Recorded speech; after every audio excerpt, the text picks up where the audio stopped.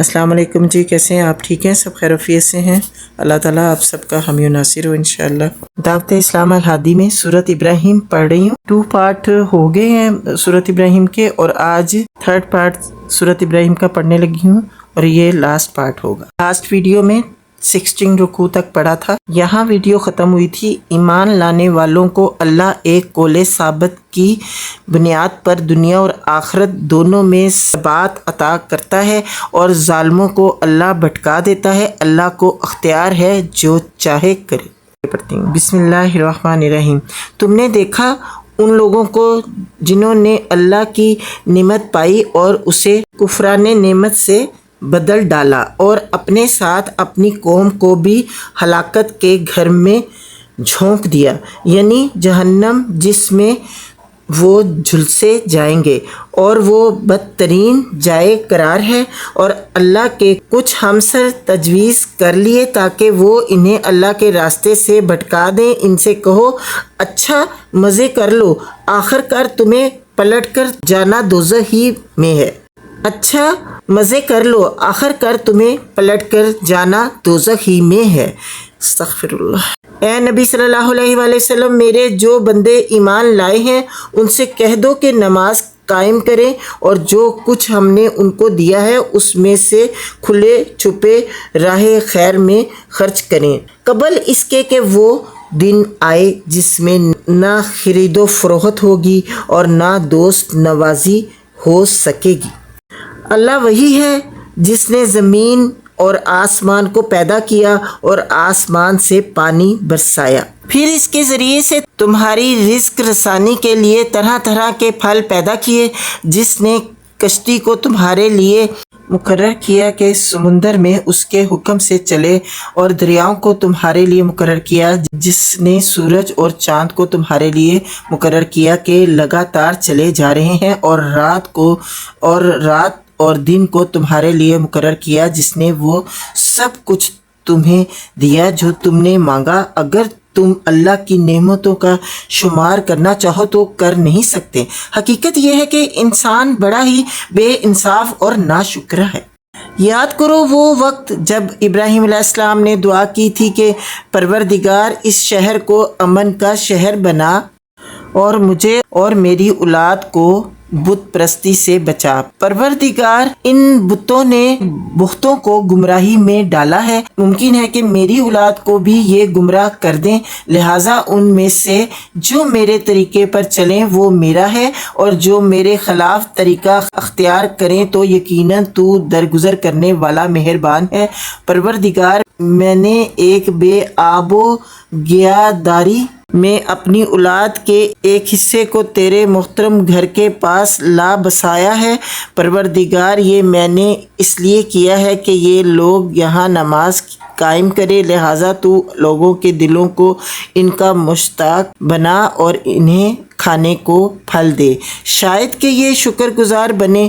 پروردگار، تو جانتا ہے جو کچھ ہم چھپاتے ہیں اور جو کچھ ظاہر کرتے ہیں، اور واقعی اللہ سے کچھ بھی چھپا ہوا نہیں ہے، نہ زمین میں نہ آسمانوں میں۔ شکر ہے اس اللہ کا جس نے مجھے اس بڑھاپے میں اسماعیل علیہ السلام اور اسحاق علیہ السلام جیسے بیٹے دیے۔ حقیقت یہ ہے کہ میرا رب ضرور دعا سنتا ہے۔ اے میرے پروردگار، مجھے نماز قائم کرنے والا بنا، اور میری اولاد سے بھی ایسے لوگ اٹھا جو یہ کام کریں۔ پروردگار، میری دعا قبول کر۔ پروردگار، مجھے اور میرے والدین کو اور سب ایمان لانے والوں کو اس دن معاف کر دیجیے جب کہ حساب قائم ہوگا۔ آمین انشاءاللہ۔ اب یہ ظالم لوگ جو کچھ کر رہے ہیں، اللہ کو تم اس سے غافل نہ سمجھو۔ اللہ تو انہیں ٹال رہا ہے اس دن کے لیے جب حال یہ ہوگا کہ آنکھیں پھٹی کی پھٹی رہ گئی ہیں، سر اٹھائے بھاگے چلے جا رہے ہیں، نظریں اوپر جمی ہیں اور دل اڑے جاتے ہیں۔ اے محمد صلی اللہ علیہ وآلہ وسلم، اس دن سے تم انہیں ڈراؤ جبکہ عذاب انہیں آ لے گا۔ اس وقت یہ ظالم کہیں گے کہ اے ہمارے رب، ہمیں تھوڑی سی مہلت اور دے دے، ہم تیری دعوت کو لبیک کہیں گے اور رسولوں کی پیروی کریں گے، مگر انہیں صاف جواب دے دیا جائے گا کہ کیا تم وہی لوگ نہیں ہو جو اس سے پہلے قسمیں کھا کھا کر کہتے تھے کہ ہم پر تو کبھی زوال آنا ہی نہیں ہے، حالانکہ تم ان قوموں کی بستیوں میں رہ بس چکے تھے جنہوں نے اپنے اوپر آپ ظلم کیا تھا اور دیکھ چکے تھے کہ ہم نے ان سے کیا سلوک کیا، اور ان کی مثالیں دے دے کر ہم تمہیں سمجھا بھی چکے تھے۔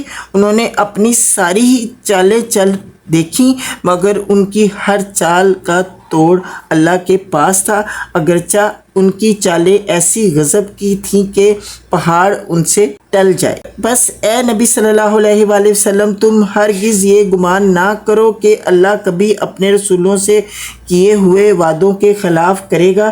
اللہ زبردست ہے اور انتقام لینے والا ہے۔ ڈراؤ انہیں اس دن سے جب کہ زمین اور آسمان بدل کر کچھ سے کچھ کر دیے جائیں گے، اور سب کے سب اللہ واحد قہار کے سامنے بے نقاب حاضر ہو جائیں گے۔ اس روز تم مجرموں کو دیکھو گے کہ زنجیروں میں ہاتھ پاؤں جکڑے ہوں گے، تار کول کے لباس پہنے ہوئے ہوں گے، اور آگ کے شعلے ان کے چہروں پر چھائے جا رہے ہوں گے۔ یہ اس لیے ہوگا کہ اللہ ہر متنفس کو اس کے کیے کا بدلہ دے گا۔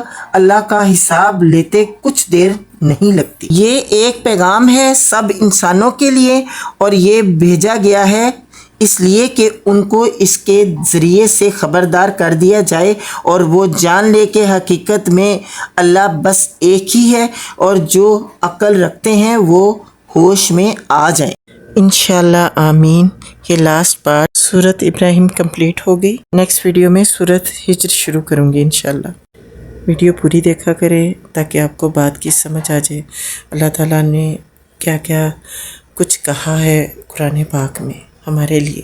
اپنا بہت خیال رکھیں، دعاؤں میں یاد رکھیں، اور دعوت اسلام الہادی اور الہادی چینل کو نہ بھولیں، ضرور سبسکرائب کریں اور شیئر ضرور کریں۔ جزاک اللہ خیر۔